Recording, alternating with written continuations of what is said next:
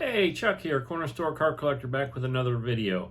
Well, it's Friday evening, and tonight I wanted to do another video in my series called A Peek Into My Collection, where I show you different portions of my collection. And tonight I'm going to be highlighting my 1959 Topps football set.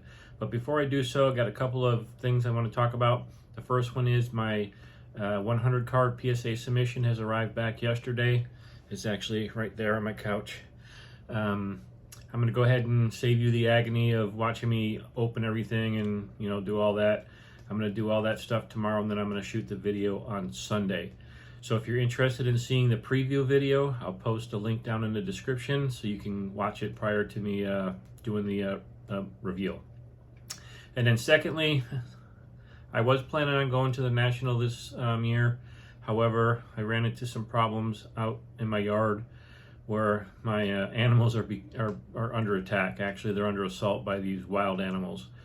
I lost 5 hen chickens, or guinea chickens, and I lost 2 baby goats to either raccoons or snakes or a combination of both. So my wife and I agreed that I would stay home and shore up my goat pens, and I got some work to do on the chicken coop to make sure that that thing is 100% solid where nothing can get inside of it. It's kind of sad when you kind of interact with these animals and when they get lost to the wildlife. I mean, I know it's just a meal to the wild animals out there, and that's what they do. But when you kind of have some sort of a relationship with them, and it's a little bit harder, I'm upset. Kind of like my wife, she gets all personal about it. I look at it as a business aspect, and she's more personable. So it's still sad to see those kind of things happen. So I'm not going to go to the National this year. So I'm going to be looking forward to next year, 2024 in Cleveland. And I was looking forward to meeting a couple of you guys out there, but it's not going to happen this year. I got some priorities I need to take care of here at home. All right, so with that being said, I'm going to go ahead and flip the camera around. We're going to talk about the 1959 Topps football set. Got a lot of cool cards. This set needs a little bit of work. I'm about 60% complete with it. I do have a bunch of graded cards, and I actually, going through my binder, I pulled out a really sweet card. I'll explain it in a second. Let me flip the camera around. I'll show you what I got. All right, so let's go ahead and talk about my 1959 Topps football set. Now, before I show you the cards, there's just a couple of things that I want to say about the set itself. So the set consists of 176 cards, and out of those 176 cards, I have 103 out of the 176. Out of those 103, 11 of those are graded, so I need 73 cards to complete the set, which makes about 60%, maybe 61 or 62% complete. I'm continuing to work on it. I haven't really focused on my vintage football as much as getting some of my PSA orders in.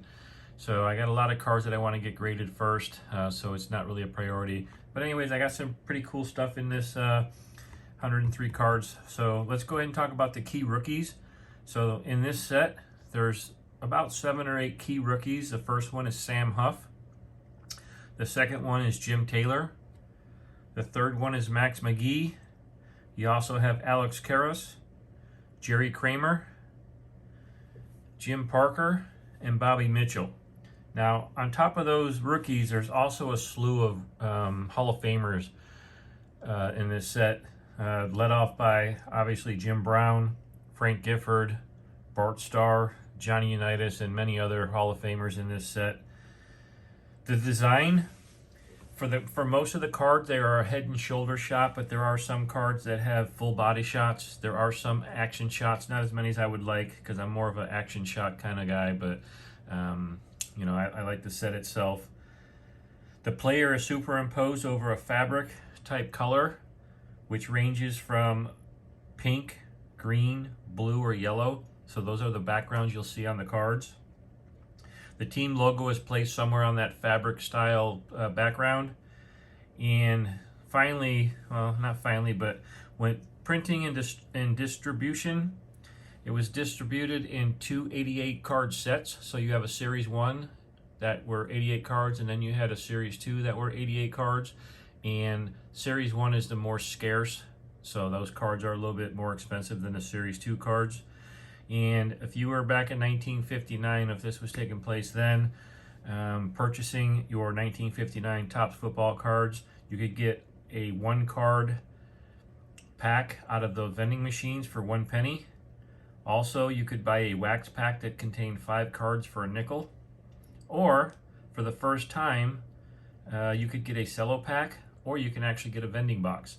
I actually bought a cello pack off of Pristine Auctions about 4 or 5 years ago, and I got 1 card that I'm going to show you that I found in my binder. I swear it's probably going to be a 9, well, maybe not a 9, outside shot at a 9, but it's definitely an 8. I do have some 8s in my grade. I think I have one or two 8s, and I think they came from that pack too. However, this Jerry Kramer card is pretty decent looking. I'll show it to you here in a second. And then finally, error cards and conditions. So not so much condition sensitive. However, there are lots of errors throughout the entire set. None of the errors were corrected, so it doesn't raise the value of anything. But there are just a lot of different error cards where, you know, the name on front doesn't match the name on back. The position on front doesn't match the position on back. More notably, the Jim Brown rookie card. I'm sorry, not the Jim Brown. The Jim Taylor rookie card has a different image of the Jim Taylor on the Green Bay Packers, which is his rookie card. Different picture imposed on the card. All right. So with that being said, let's go ahead and talk about my graded cards. I have 11 of them. All right. The first one is going to be this second-year Jim Brown in a PSA 2. I bought this card in South Carolina in 1988. Sweet looking card. And then if you look on the back side of the card, much different than the 57 and 58 where it was a split image. On the left hand side you would have the personal data, and on the right hand side would be like a comic strip or something. This one actually has a coin rub where you would rub off a coin and it would fill in an image there. So this is the first time that you had one solid back. On the front, you can see this is a blue background. You can see the team logo. So the logos are placed anywhere in the picture. They're not in the same spot. Also, all cards have the red and blue different lettering for the names, as you can see on the Jim Brown. Okay, next up is going to be this Frank Gifford in a PSA 5.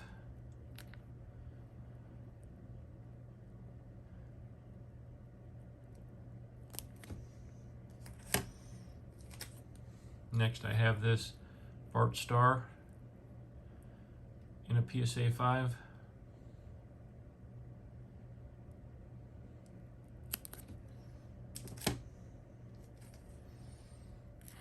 I also have a Bobby Lane in a PSA 5.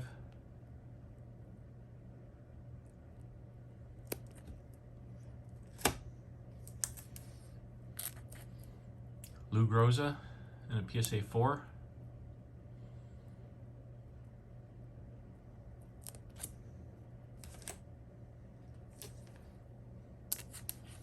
Got this nice Paul Hornung in a PSA 5.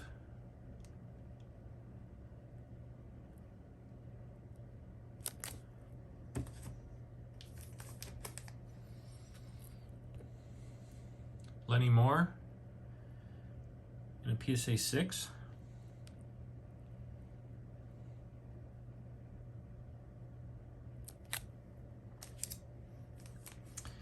Alex Karros, rookie card in a PSA 8. Nice looking card.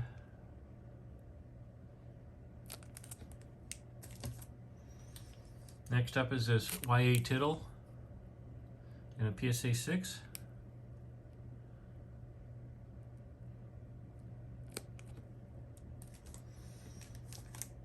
Next I have this Pittsburgh Steelers team card in a PSA 7.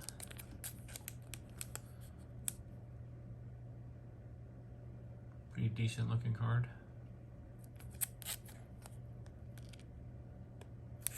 Got a checklist on the back. It's not a team checklist, it's just a regular checklist. It's a checklist for the first series.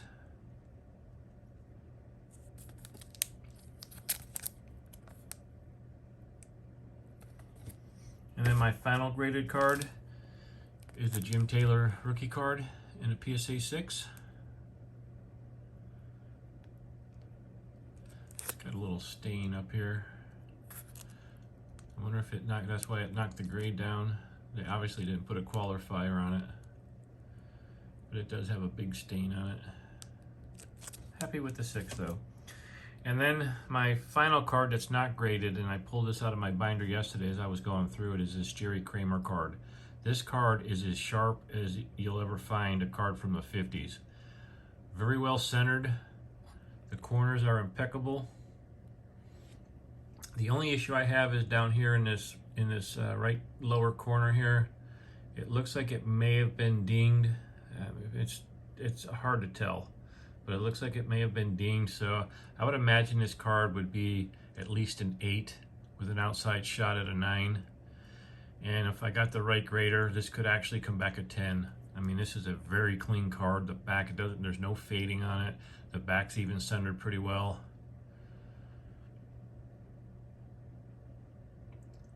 In a PSA 9, this card goes for about $2,800.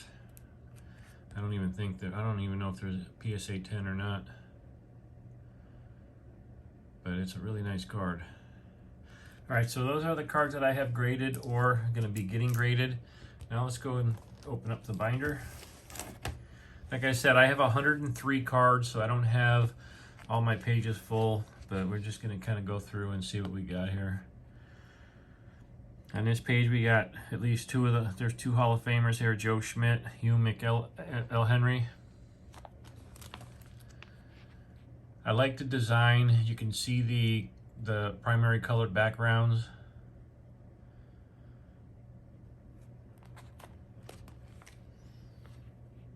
I also like the pennant cards. Leo Nominelli, another Hall of Famer.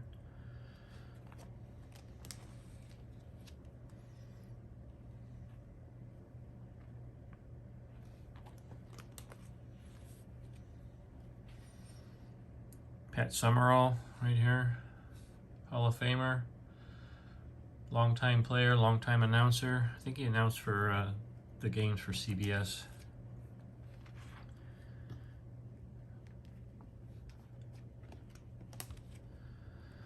I do have a raw copy of a Lou Groza. I have a graded one. I think that's a 2nd year card or a 3rd year card of Raymond Barry.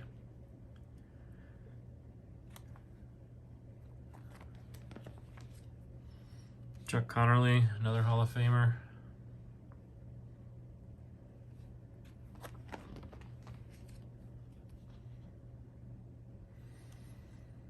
Jim Ringo, I had a PSA 5 I just sold on eBay.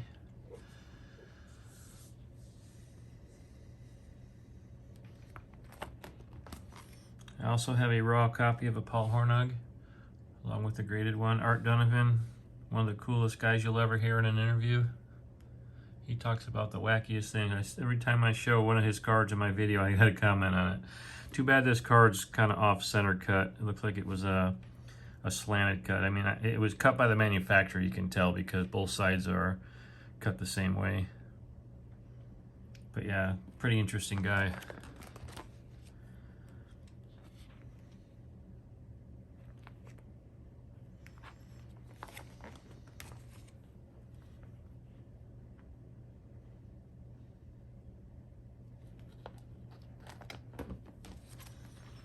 Got a Gino Marchetti. He's a Hall of Famer.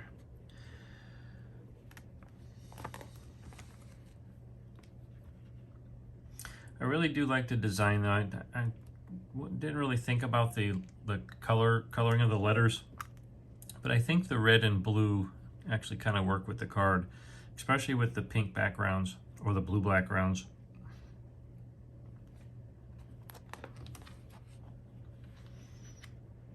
I also have a raw copy of the Y.E. Tittle. Here's a Jim Parker rookie. That one actually looks pretty good too. I might take a closer look at that. That might be a 7. I don't know. I don't remember what cards I pulled out of that pack. I bought a cello pack. Or I didn't buy it. I won it at an auction in Pristine Auctions probably about 5 or 6 years ago. and I think there were a total of 9 or 12 cards. I can't remember. They came just like a regular cello pack. There was three packs in a strip, and I don't remember if there were 3 cards in it or 4 cards in each of the 3 slots. But I did get some pretty decent cards out of it. There's a Bobby Mitchell rookie card right there, and I think I paid around $100 for that. I think it was a holiday cello pack is what it was. That was back in the days before repacks were a thing. Eddie LeBaron. I also have a raw copy of the Jim Taylor rookie up here.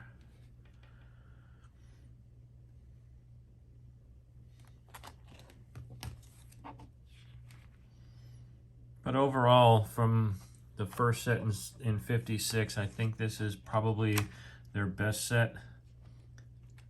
It's definitely the largest set to date with 176 cards. All right, so that's all the cards I have in my binders. Like I said, I have 103 of the cards. I have 11 of them are graded. I do have that Jerry Kramer that I'm going to be sending in the next opportunity I get to do a vintage card submission. And also just a reminder, if you want to check out my preview video of a 100 card PSA submission I just returned back. It's the I think it's the 90s through present day. I don't remember which one it was. I sent it back in June. I think it's, yeah, from 1990 to present day. I got some pretty decent grades in it. I was a little bit disappointed though. I think some of my 8s should have been at least 9s, and a lot of the 9s, I swear they should have been 10s. But I don't know. I've been pretty lucky with graders over the last few submissions. I think I kind of hit a wall on this one. Like I said, I'll let you judge for yourself based on if you watch the preview video and the cards that I show in the review video. All right, so I hope you enjoyed the video. If you have any comments about the 1959 Topps football set, do you collect them? Do you collect football cards? What set do you like from the 1950s, whether 56 all the way? Actually, if you go back to the 1955 Topps All-American, but you know, what set do you like from the 1950s if you collect football cards? What do you think about my graded cards? Or any other comment you want to put in there, and you know, I can answer them as they come in. All right, so with that being said, I hope you enjoyed the video, and I'll see you Sunday on my next video with the reveal. All right, bye.